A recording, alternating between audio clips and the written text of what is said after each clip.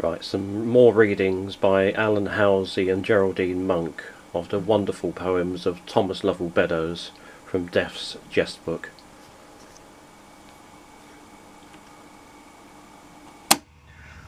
Verse letter to Brian Waller Proctor, March 1826. Today a truant from the odd old bones and winds of flesh, which, as tamed rocks and stones, piled cavernously make his body's dwelling, have housed man's soul. There, where time's billows swelling make a deep, ghostly and invisible sea of melted worlds antediluvially upon the sands of ever-crumbling hours, God-founded, stands the castle, all its towers with veiny tendrils ivied. This bright day, I leave its chambers and with oars away seek some enchanted island where to play.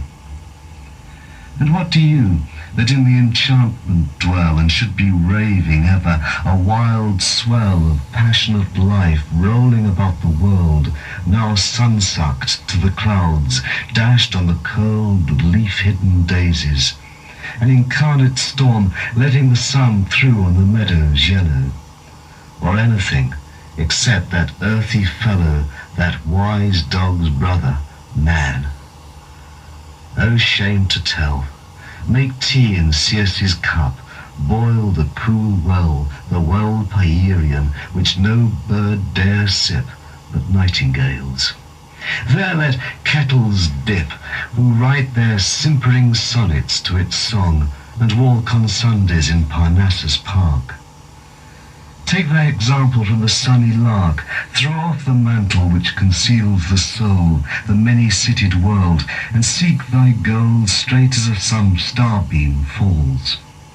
Creep not nor climb as they who place their topmost of sublime on some peak of this planet pitifully. Dart eagle-wise with open wings and fly until you meet the gods. Thus counsel I the men who can, but tremble to be great. Cursed be the fool who taught to hesitate, and to regret time lost most bitterly. And thus I write, and I dare write to thee, fearing that still, as you were wont to do, you feed and fear some asinine review. Let Juggernaut roll on, and we, whose sires blooded his wheels and prayed around his fires, laugh at the leaden ass in the god's skin. Example follows precept. I have been giving some negro minutes of the night, freed from the slavery of my ruling sprite, Anatomy the Grim, to a new story, in whose satiric pathos we will glory. In it, despair has married wildest mirth, and to their wedding banquet all the earth is bade to bring its enmities and loves, triumphs and horrors.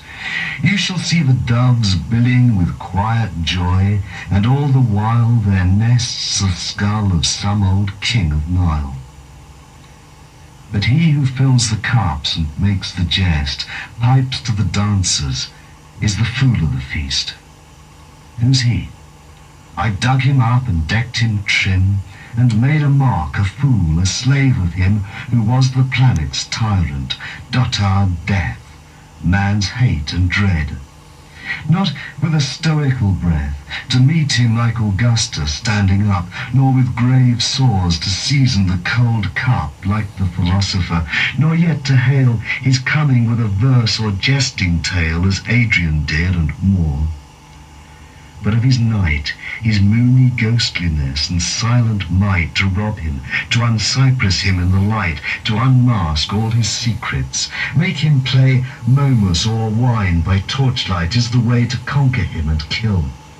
And from the day, spurned, hissed and hooted, send him back again, an unmasked braggart to his bankrupt den. For death is more a jest than life. You see, contempt grows quick from familiarity. I owe this wisdom to anatomy. Your muse is younger in her soul than mine, Oh, feed her still on woman's smiles and wine, and give the world a tender song once more, for all the good can love and can adore what's human, fair and gentle. Few, I know, can bear to sit at my board when I show the wretchedness and folly of man's all, and laugh myself right heartily. Your call is higher and more human. I will do unsociably my part, and still be true to my own soul, but ere admire you, and own that you have nature's kindest trust, her weak and dear to nourish, that I must. Then fare as you deserve it well, and live in the calm feelings you to others give.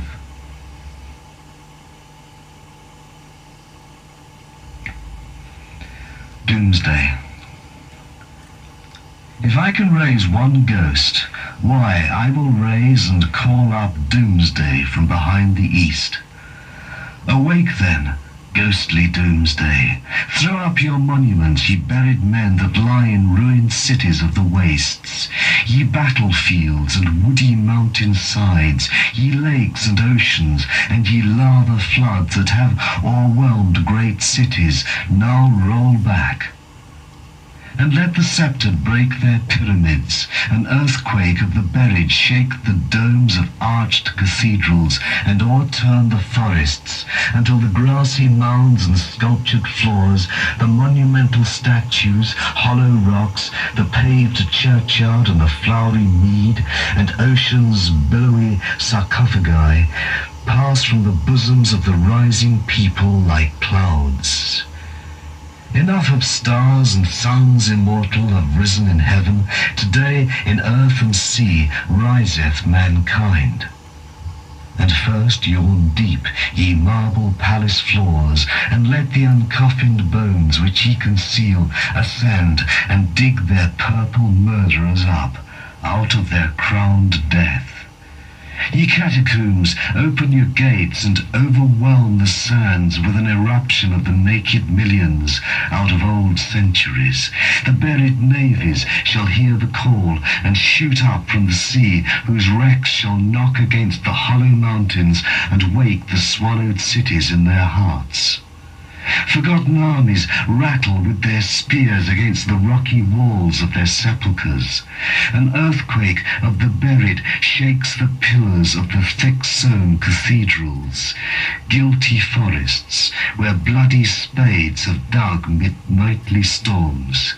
The muddy, drowning places of the babes, the pyramids, and bony hiding places. Thou rainbow on the tearful lash of doomsday's morning star, rise quick, and let me gaze into that planet deep and far, as into a loved eye. Or I must, like the fiery child of the Vesuvian womb, burst with my flickering ghost abroad before the sun of doom rolls up the spectre sky. A lowly mound at stormy night sent up this ardent prayer out of a murderer's grave, a traitor's netly bed, and the deeds of him, more dread than Cain, whose wickedness lay there, all mankind hath heard or read. What's o'clock? It wants 11:45, and tomorrow's doomsday. O doomsday, doomsday come, thou creative morn of graves in earth and on the sea, all teeming up the horn of angels fair and dread. And thou the ghost shall waken, so I, the ghost, wake thee. For thy rising sun and I shall rise together from the sea, the eldest of the dead. So crying o'er the billowy main, an old ghost strode to a churchyard on the shore, o'er whose ancient corpse the billowy main of ships had ebbed and flood 4,000 years or more. And pale and wan and weary looked never a sprite as he, for it's lonely and it's dreary, the ghost of a body to be, that has mouldered long ages away in the sea. None has wept upon its stone, and ne'er a flower has grown out of its broken heart to prove how in life it abounded with longings of sweet love.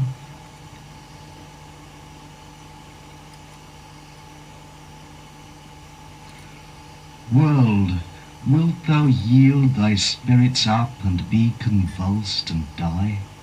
And as I haunt the billowy main, thy ghost shall haunt the sky, a pale, unheeded star, when doomsday, doomsday, doth dawn at length for me. So having prayed in moonlight waves beneath the shipwrecked sea, in spectral caverns far, on moonlight o'er the billowy main an old ghost stepped, and the winds their satire sung. For that shade without a body would fain wickedly have wept o'er the maid that lay so young 'mong weeds and toadstools hoary. But bitter 'twas to see how he groaned in the moonlight's glory in yearnings of desperate agony. For he could not wring from his eyes and the sea one little tear to shed in love above the dead, but sighing sunk in the waves away, and lies beside the budding sun of blessed doomsday. O morning star of doomsday!